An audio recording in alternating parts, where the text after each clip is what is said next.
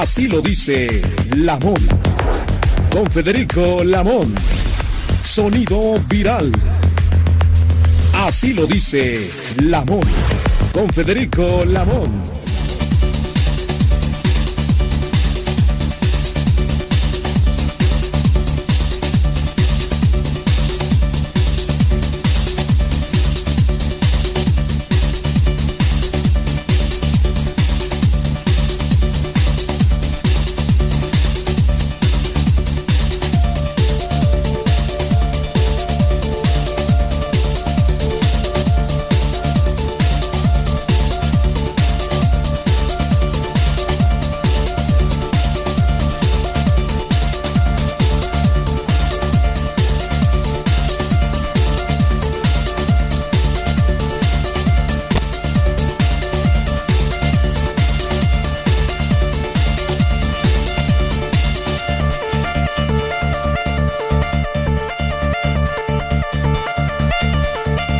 Así lo dice Lamón.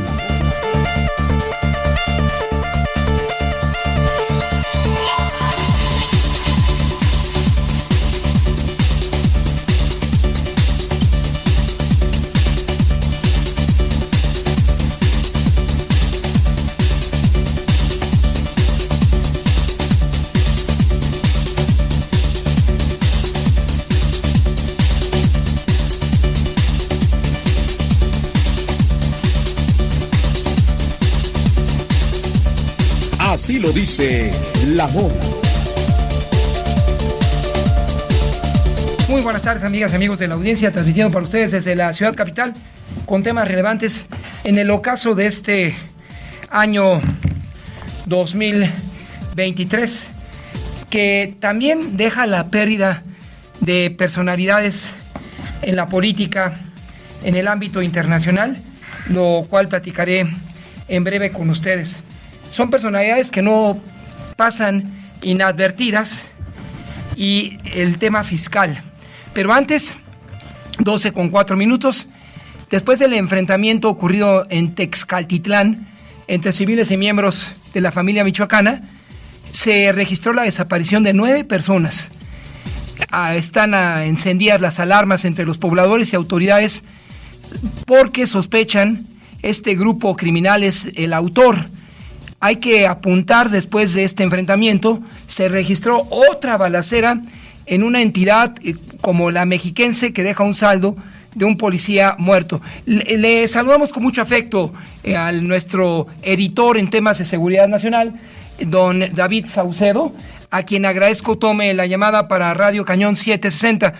Maestro, respecto a este doble estado que se vive en la entidad más poblada del país, cuando inicia una nueva administración y cuando ya se habla de entidad fallida por lo que hereda de los pasados gobiernos, pero sin una respuesta palpable en los primeros 100 días, ¿a dónde va esa entidad que será definitiva en el proceso 2024 y con una alternancia en el Palacio de Lerdo?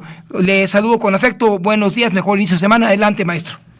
¿Qué tal, Federico? Quiero saludarte. En efecto, el pronóstico no es nada alentador. En estos eventos que refieres puntualmente, se conjugan varios factores.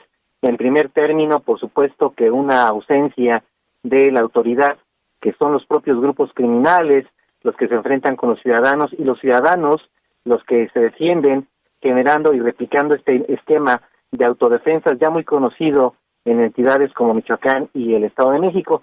Pero en segundo término, la expansión de la familia michoacana en otras entidades es producto del conflicto que tienen todavía con el cártel Jalisco Nueva Generación en el Estado de Michoacán. Es decir, la tan llevada, traída pacificación del Estado de Michoacán, que en efecto ha tenido como consecuencia la reducción en el número de homicidios en Michoacán, ha provocado la expansión de la familia michoacana a otros estados, como Morelos, Estado de México, Guerrero, en donde este grupo ya también tiene un dominio criminal. Por supuesto que el secuestro de personas de la comunidad obedece a un acto de represalia por parte de integrantes de la familia michoacana. Entiendo que las autoridades federales mantienen un cierto nivel de secrecía con relación a este secuestro, con el objeto de favorecer una eventual negociación, lo cual deja a las autoridades todavía en una situación peor, porque en teoría ninguna autoridad podría estar en condiciones de negociar con criminales, en este caso la liberación de personas inocentes. Es decir, nos encontramos en un panorama, como tú bien señalas al principio de esta conversación, pues muy complejo y que pone en tela de juicio esta alternancia que se ofreció como una salida de paz y de tranquilidad para los ciudadanos del Estado de México. Esto se traduce, maestro David Saucedo, como el efecto cucaracha. Definitivamente, Federico, es un fenómeno muy conocido. Me parece que la única salida posible para este entuerto es la captura de los hermanos Hurtado Lascuaga, que son líderes criminales de la familia michoacana, que se han hecho célebres inclusive por la difusión abierta de mensajes vía redes sociales. Es el famoso Pez y el Fresa, que ya habían participado en eventos de alto impacto e incluso asesinando autoridades locales. Me parece que tendría que haber un esfuerzo de combate a este grupo criminal con el objeto de desarticularlo por completo. A diferencia del cártel de Sinaloa y del cártel Jalisco Nueva Generación, la familia michoacana embiste directamente a la sociedad civil, cobrando este impuesto de guerra, este derecho de piso a tortillerías, carnicerías, pequeños profesionistas, aquellas personas que tienen un pequeño negocio y en este caso productores agropecuarios. Hay una recompensa por parte de las autoridades estadounidenses, maestro, para su captura, como leo en este momento en Inside Crime, para entregarlos a estos sujetos. Ya el gobierno estadounidense ubica a José Alfredo y Johnny Hurtado Lascuaga, quienes asumieron el liderazgo de la familia en el 2014. Uno de ellos ya, otro de los hermanos ya no está ahí, pero hay una recompensa para su captura. Sí, en efecto, ojalá que las autoridades en México tomen en cuenta, esta circunstancia, debido a que normalmente el gobierno mexicano atiende con mayor puntualidad y atingencia las peticiones por parte del gobierno de los Estados Unidos. Es lamentable decirlo, pero la estrategia que se sigue en México por parte del actual gobierno federal está diseñada la estrategia para atender los problemas de seguridad, pero de los Estados Unidos, no de México.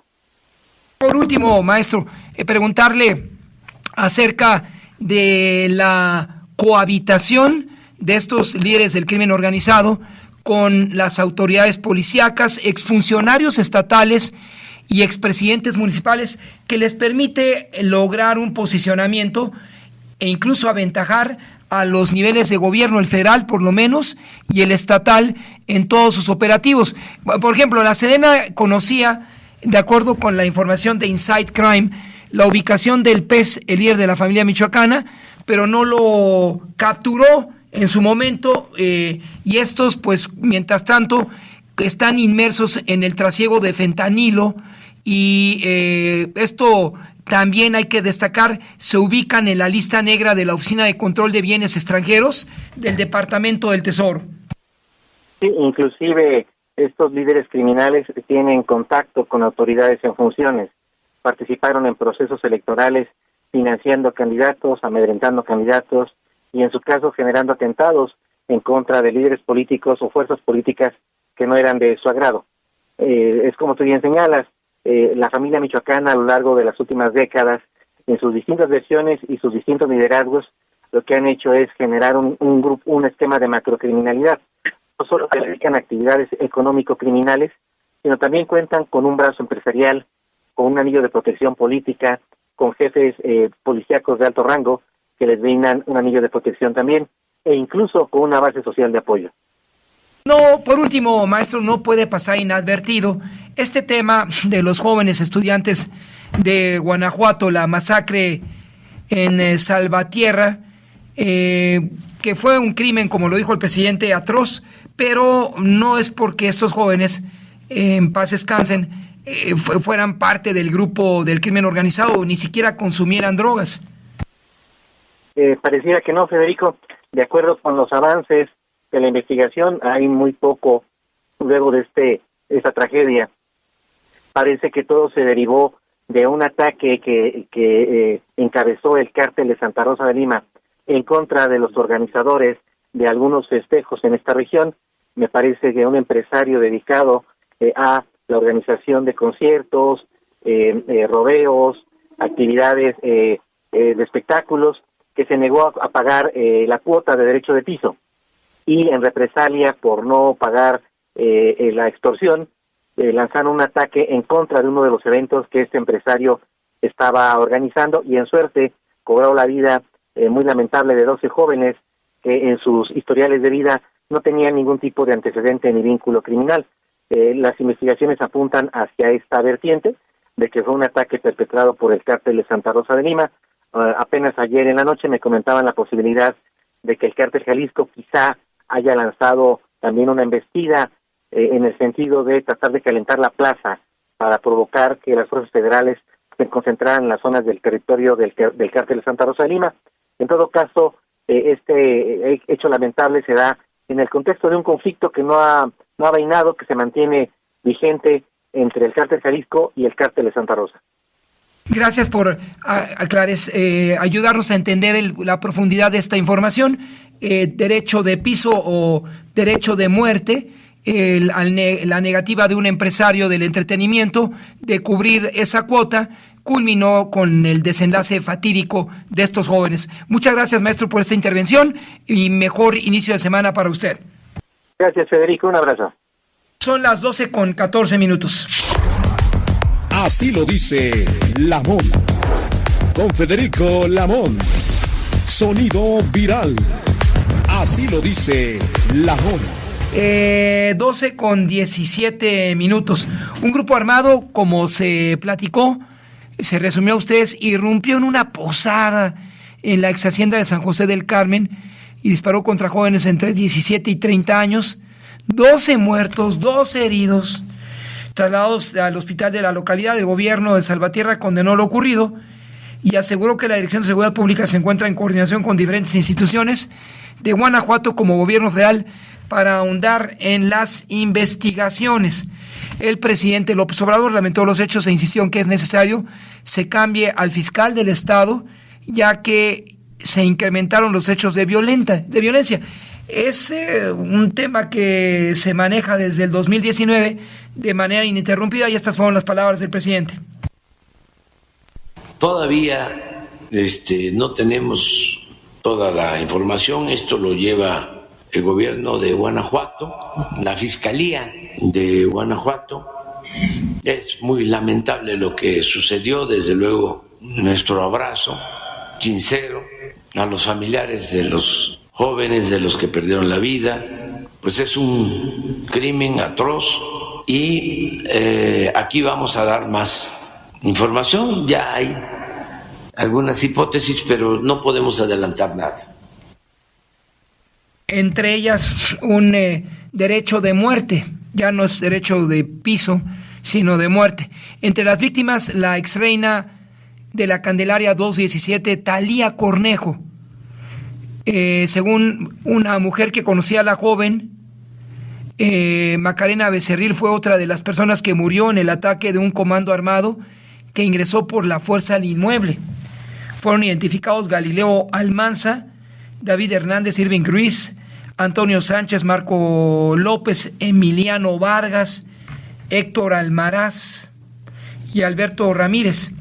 El gobierno federal cumplirá con la resolución de la Suprema Corte de Justicia que le obliga a que la Guardia Nacional regrese al mando de la Secretaría de Seguridad y Protección Ciudadana al invalidar su traslado a Sedena.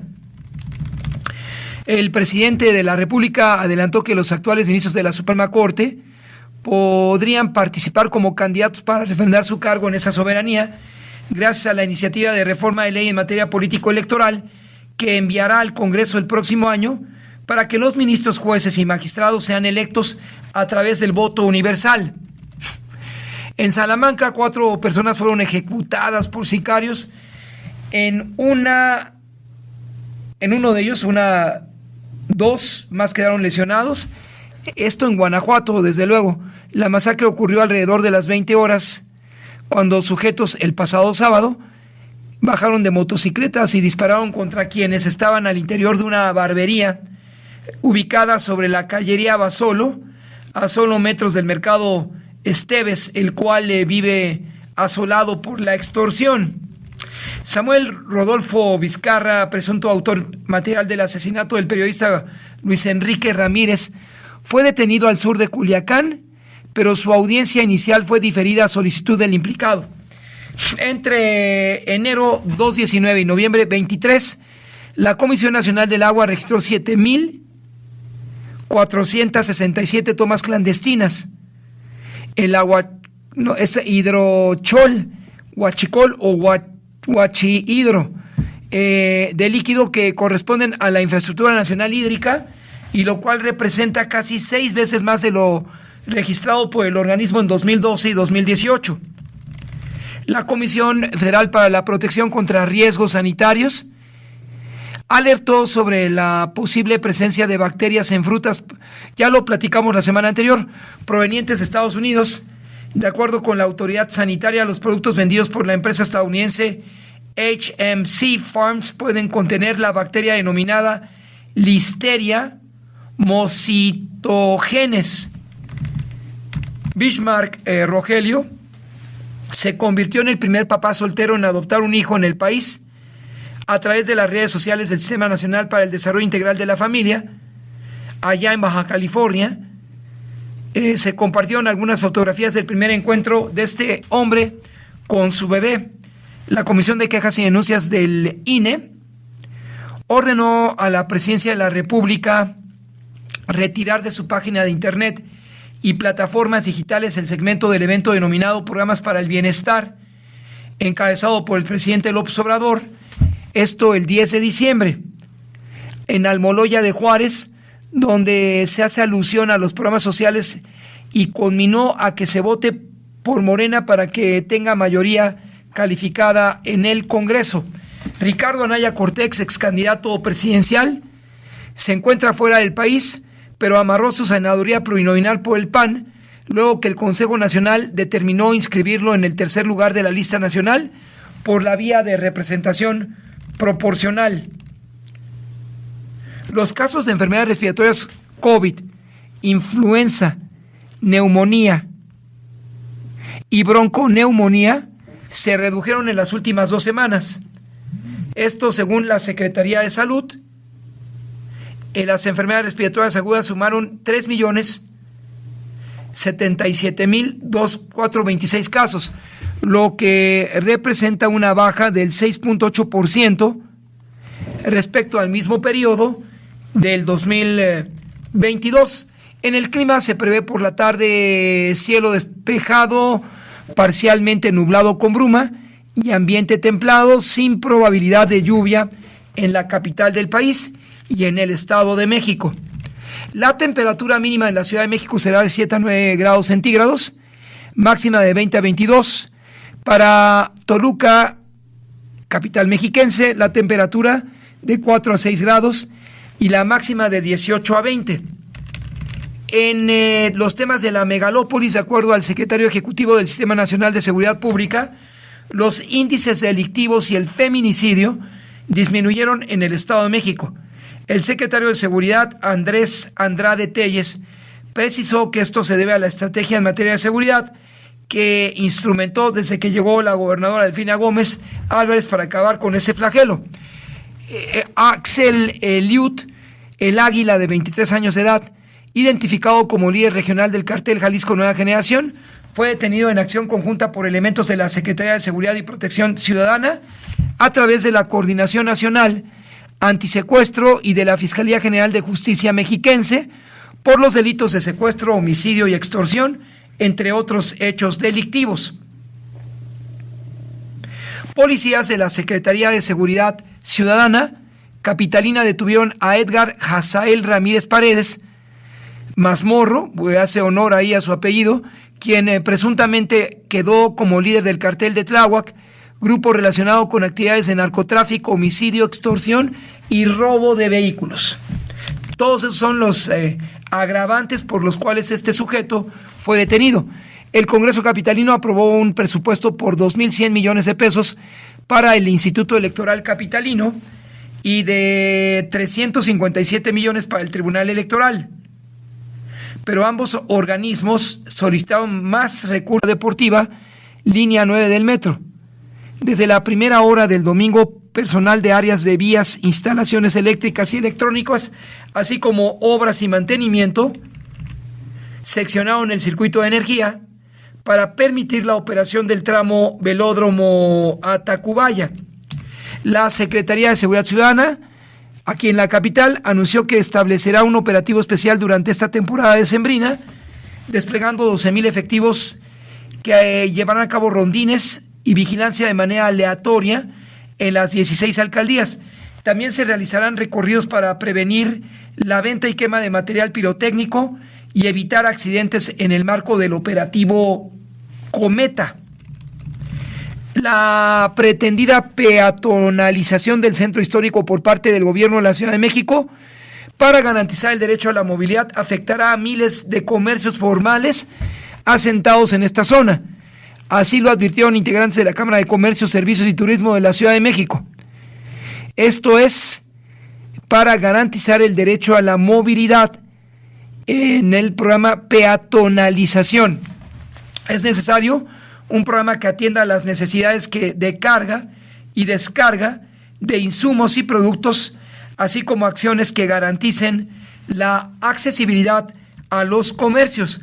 Miembros del colectivo de familiares de desaparecidos en Guerrero y El País, María Guadalupe Rodríguez Narciso, se manifestaron la mañana de lunes en las instalaciones de la Comisión Ejecutiva de Atención a Víctimas en Acapulco, que se encuentra en la colonia Costa Azul, para expresar su rechazo al informe de desaparecidos en México, presentado por la Presidencia de la República el pasado 14 de diciembre.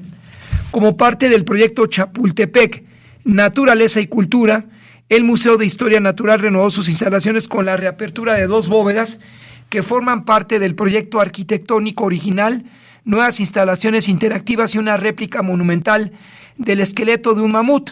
La Ciudad de México se despedirá del año 2023 con un concierto del cantautor Rubén Blades y la orquesta Salt Swing, que tendrá lugar el 31 de diciembre en el Ángel de la Independencia.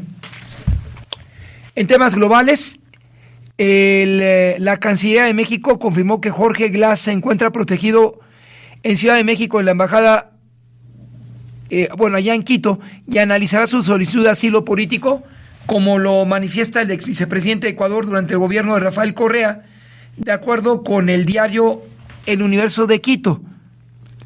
Glass es buscado por responder por presuntos actos de peculado en el marco de una obra pública contratada tras un sismo del 2016. El Vaticano autorizó por primera ocasión la bendición de parejas del mismo sexo y en situaciones irregulares para la Iglesia Católica, manteniéndose pese a ello firme en su oposición al matrimonio homosexual. El actual mandatario de Egipto, Abdel Fattah al-Sisi, ganó las elecciones presidenciales con 89.6%, asegurándose sin sorpresa un nuevo mandato de 6 años, anunció la autoridad electoral de Egipto. El ministro de Defensa de Taiwán anunció este lunes la detección de 2 globos de vigilancia chinos tras cruzar el espacio aéreo de la isla autogobernada, que reivindica su soberanía frente a la doctrina de Pekín de una sola China. 12:30. Así lo dice Lamón. Con Federico Lamón. Sonido viral. Así lo dice Lamón. Son las 12:32. Vía telefónica platicaremos esta tarde, audiencia, con el doctor Víctor Manuel Cruz Atienza, sismólogo de la Universidad Nacional Autónoma de México, a quien agradezco tome esta llamada con Radio Cañón. Gracias por la comunicación, doctor Víctor Manuel Cruz Atienza, y buenas tardes para usted. Buenas tardes, gracias por el espacio, dígame. Se prevé, doctor Víctor Manuel Cruz Atienza, sismólogo de la Universidad Nacional Autónoma de México, que estos numerosos temblores registrados la semana anterior, que pues sí causaron alarma, sean recurrentes. Bueno, a ver, son los sismos que se han registrado en la Ciudad de México, bajo la Ciudad de México, no son un fenómeno novedoso, se conoce desde hace muchas décadas, es importante decirlo. A ver, por ejemplo, en la estación central de Tacubaya, que fue durante muchas décadas, a partir de 1908, si mal no recuerdo, el centro de monitoreo sismológico del país, ya desde entonces y entre esa fecha y 1969, si mal no recuerdo, ya hubo trabajos a principios de los 70 que reportaba sismicidad local en la Ciudad de México, claro, con los escasos instrumentos que había en aquella época, ¿sí? Luego, trabajos más recientes de los 90 ya documentaban que esta sismicidad tenía cierta correlación, lo cual no supone una relación causal, pero interesante resultado con las temporadas de lluvia en la Ciudad de México, y luego ya con todo lo que se ha hecho, y sobre todo a raíz del gran terremoto 85, donde se instrumentó masivamente el Valle de México, se ha podido registrar muchos más sismos, significativamente más sismos de esta naturaleza. Uno de los enjambres sísmicos, así le llamamos nosotros, a este conjunto de pequeños sismos o microsismos, fue estudiado en 1981 en una región muy muy cercana a los de este año, ¿sí?, a los que han ocurrido en estos últimos días. Y valdría por último mencionar también que en 2019 hubo un sismito de la misma magnitud máxima que se ha reportado este año, 3.2, pero un poquito más al norte, bajo el cementerio Dolores, Panteón Dolores, que estudiamos a fondo, similar, ¿no?, en magnitud, porque una de las estaciones acelerométricas que registran los movimientos fuertes del suelo, muy cercana a la estación, registró en 2017, en julio de 2019, una aceleración máxima, la más alta que se ha registrado en la historia en la Ciudad de México, incluyendo el sismo de 85 y el de 2017. Sin embargo, ese sismo de 2019, o bien los que están ocurriendo, no han producido ni remotamente los estragos, los daños que sí produjeron esos otros dos grandes sismos. La principal razón es la magnitud. Nuestros microsismos, cuya apelación es razonable porque, grosso modo, la cantidad de energía sísmica que irradian cuando rompen son más o menos 1/millonésima parte de la que irradia un magnitud 8, ¿sí?, como el de 85. Entonces, esa apelación de ahí viene, del tamaño. Entonces, por ser tan pequeños, duran muy poco, pero pueden inducir un golpe, como muchos ya lo habremos sentido aquí en la ciudad, asociado a estos microsismos, fuerte, violento, pero muy breve, que, en fin, ha provocado algunos daños, pero bueno, hasta ahora no ha representado una amenaza comparable a los grandes que ya conocemos. Por cierto, la violencia, como se manifiestan en un principio, doctor, es lo que causa el pavor, nos causa pavor a los citadinos, y ya lo ha explicado usted, lo estoy leyendo en otros espacios. La profundidad es 1 kilómetro, pero pese a ello no está conectado ni con la costa del Pacífico ni con otras entidades. Esto se genera aquí en el Valle de México.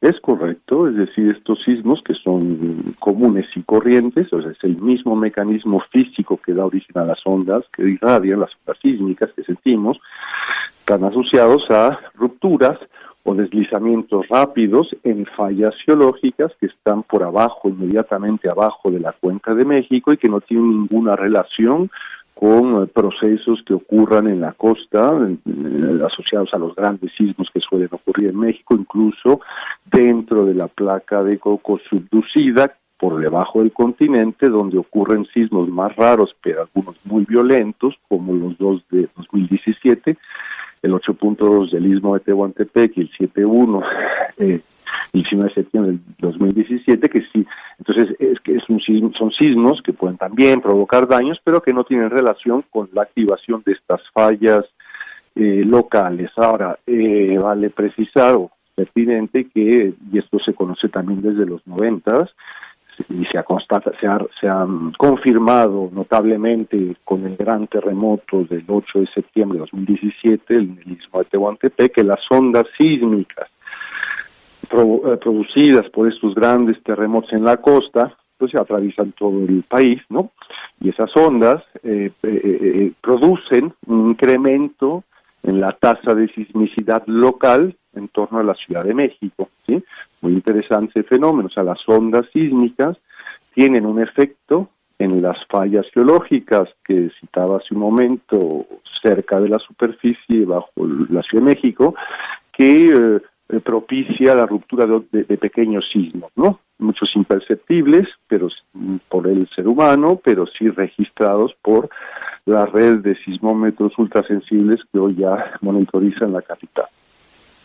Se ha atribuido también, doctor, entre otros causales, el crecimiento anárquico de la ciudad, el del sistema de transporte colectivo como la línea 12, todo lo que se excavó para llegar a un cimiento en el subsuelo, de ello que nos podría, incluso cuando llovía, porque pues, ahora las lluvias son más escasas, el extraer el agua del subsuelo, de los acuíferos, porque el agua, se lo repito como lo escuché hace varios años, esa agua en el subsuelo de los acuíferos era convertía la ciudad como una esponja, y cuando había un sismo, pues esa agua del subsuelo era como hacía la función de un amortiguador. Ya. Sí, bueno, en primer lugar, las excavaciones asociadas a la línea 12, por ejemplo, de las cuales desconozco los pormenores, porque yo no estoy en ese ramo, ¿no?, de ingeniería civil y estructural, pero para empezar, esa obra está más al norte, es decir, varios kilómetros al norte de donde ocurrieron los sismos este año, que es el mismo lugar donde ocurrieron los de 81. Entonces, digamos, la obra civil asociada a esa excavación en los sismos que estamos viendo hoy no tiene implicación, ¿sí? Ahora bien, los sismos de 2019, pues seguramente tampoco, y lo digo sin saberlo a ciencia cierta, si bien están más cerca de esa obra civil, habría que hacer un estudio detallado para poder, digamos, cuantificar cuál podría ser o pudo ser el efecto en términos de las deformaciones de las rocas, en fin, cercanas a la falla sismogénica. Entonces, en principio, ese tipo de obras, en principio, no tienen una implicación directa, pero no lo quiero aseverar con conocimiento pleno, porque no hemos hecho esas estimaciones. Ahora bien, en cuanto al agua, efectivamente, los mantos freáticos que se explotan en el Valle de México no son solamente los más superficiales asociados a las arcillas, a los suelos de los antiguos lagos que existían en el valle, sino hay a capas un poco más profundas.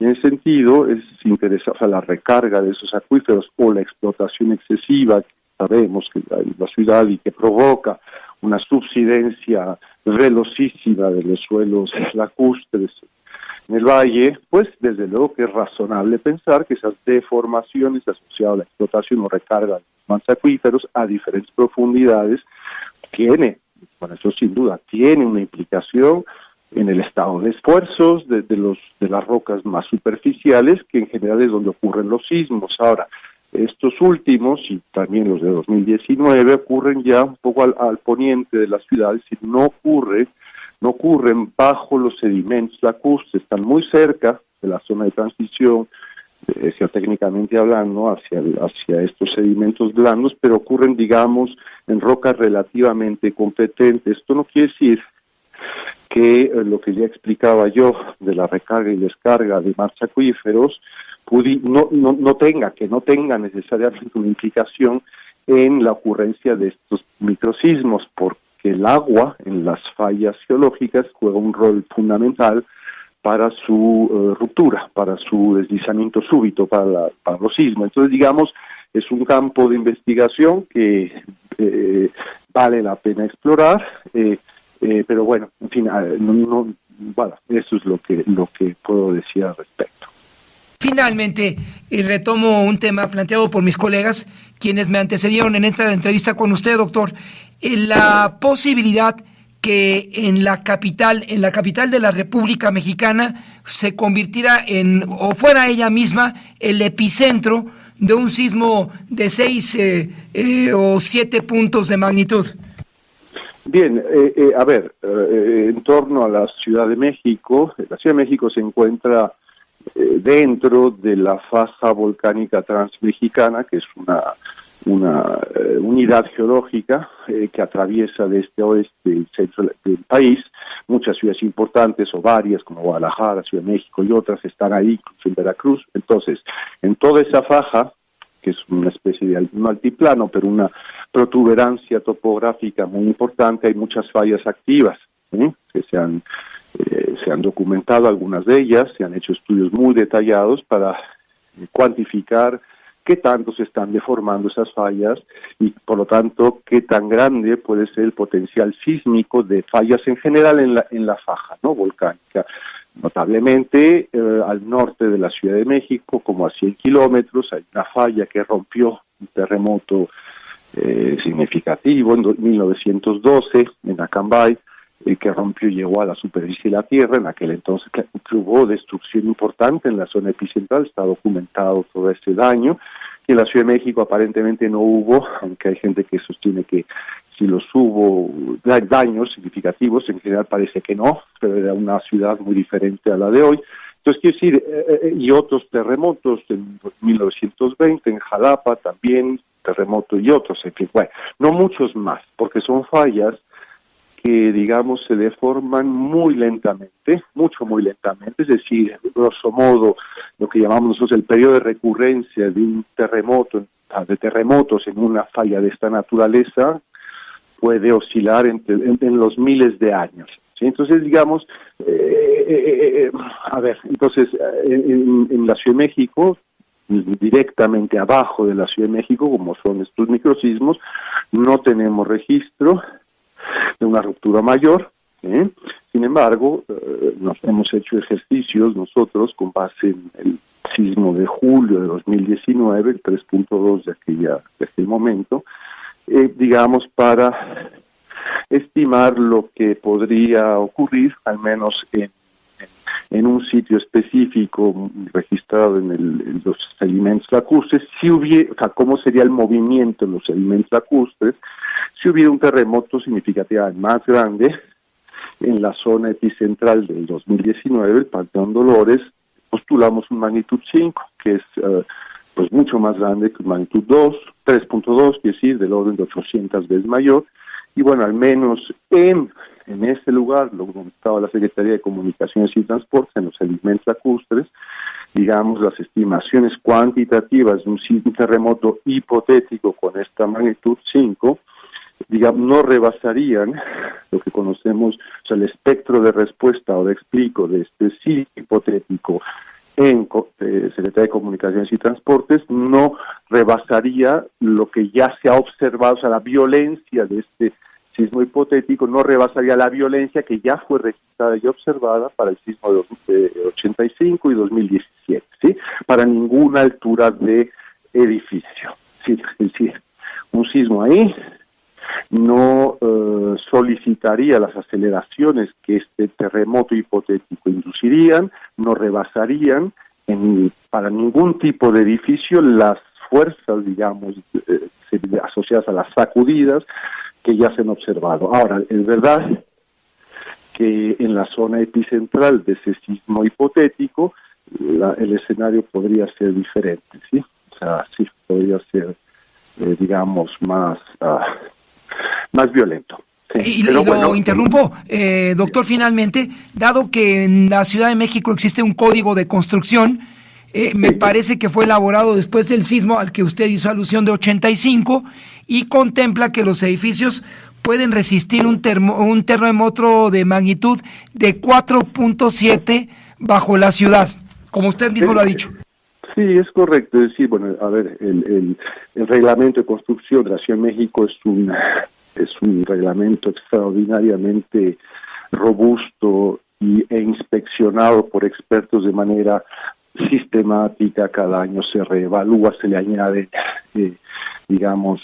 más normas para ir caracterizando aún mejor cómo deben construirse, etcétera. Entonces, digamos que para los terremotos en la costa, inclusive para los terremotos menos frecuentes como el 19 de septiembre de 2017, ¿no?, que son intraplaca abajo del continente, pero más cercanos, el reglamento actual de construcción, si se respeta, debe ser suficiente para evitar colapsos, ¿sí?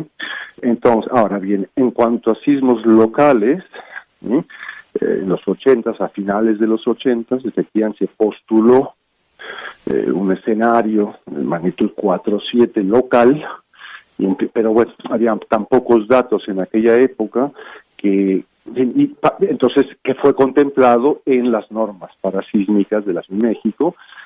Ahora seguramente los expertos en eso, en estructuras, ingeniería sísmica, con base en estas sacudidas que se han provocado algunos daños y que sobre todo preocupación en la población, pues se van a poner colegas míos, se van a poner a evaluar más puntualmente si lo que ya se contempla actualmente en el reglamento de construcción, decía yo, es 4.7, es suficiente o habría que que considerar en las normas algo suplementario que garantice aún mejor que no haya daños, ¿sí? Agradecerle, doctor Víctor Manuel Cruz Atienza, sismólogo de nuestra máxima casa de estudios, la Universidad Nacional Autónoma de México, este tiempo, aclararnos hasta la normatividad en cuanto a construcción, y le seguiremos requiriendo en nuevos tiempos si usted nos autoriza. Gracias, doctor. Mejor inicio del 2024 y Navidad para su familia y sus seres queridos. Le agradezco mucho y le deseo lo mismo. Muy buenas tardes. Buenas tardes, doctor. 12:49, aclarados puntos esenciales en la capital y respondiendo al tema de los microsismos. 12:50, esto es Radio Cañón, Meridiano. Así lo dice Lamón. Don Federico Lamón. Sonido viral. Así lo dice Lamón. 12:52 vía telefónica el ingeniero Federico Martínez, presidente del Consejo Mexicano de la Flor, a propósito de la derrama económica de la industria en esta temporada decembrina, el caso de Nochebuena. Ingeniero, gracias por aceptar la comunicación con Radio Cañón, 760, y buenas tardes para usted. Buenas tardes, muchas gracias por la oportunidad, Federico, y un saludo al auditorio de ABC Radio. Responde a las expectativas de sus representados, los floricultores, esta temporada, y cómo enfrentan el reto de otras que llegan con una mala competencia y una competencia desleal. Bueno, no, en el caso de la Nochebuena, que es la planta que se vende principalmente en este año, no tenemos un problema de competencia, por lo menos no de otros países, es decir, no ingresan plantas de Nochebuena de otros países para vender en el mercado mexicano. Todo lo que se vende en nuestro país es producido por agricultores mexicanos, y para este año tenemos una producción de aproximadamente 30 millones de plantas en sus diferentes tamaños y presentaciones, desde la maceta pequeña, que tiene un diámetro de 5 centímetros, hasta la maceta más grande con un diámetro de 50 o 60 centímetros. Y ya está toda esa producción repartida en todo el país, en todos los puntos de venta del país, desde los centros comerciales, los videos de venta al público, los puestos de venta de planta que se instalan en las calles. Ya la gente puede, desde principios de mes, comprando la Nochebuena para esta temporada, Federico. Entonces, la Nochebuena, como ilustra hoy un medio impreso, es la flor que México le regaló a la Navidad. Es correcto, es una Es una planta nativa de México, de nuestra región, y todavía se encuentran ejemplares silvestres en diversos estados de la República, como es el caso de Morelos, Guerrero, y otros, como Nayarit y hasta Chiapas. Me informaron que en Chiapas también se encuentra esta planta de manera silvestre. Y al día de hoy es una planta muy popular, no solo en México, sino en todo el mundo. De hecho, es el símbolo de la Navidad y del amor y de todos los buenos deseos para esta temporada en diversos países del mundo.